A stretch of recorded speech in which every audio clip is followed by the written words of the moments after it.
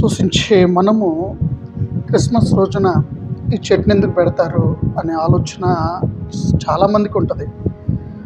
అయితే చెట్టుని పెట్టేది ఆరాధించడానికో పూజించడానికో కాదు, అది ఒక సూచిక.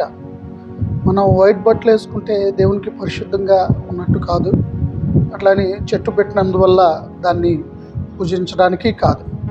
చెట్టు ఒక సూచికగా కనబడుతుంది క్రిస్మస్కి. అదేంటంటే మొట్టమొదటి సూచిక ఎప్పటికీ పచ్చగా ఉండే చెట్టు. అది ఏ కాలంలో అయినా సరే పచ్చగా ఉంటుంది.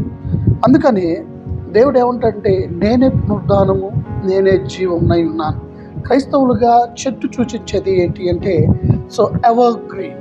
ఒకవేళ గూగుల్లో కనుక మీరు ఎవర్ గ్రీన్ ట్రీ అని కనుక కొడితే ఈ చెట్టు యొక్క ఇమేజ్ వస్తుంది. దాన్ని కనుక చూస్తే ఈ విషయాలు మీకు అర్థమవుతాయి.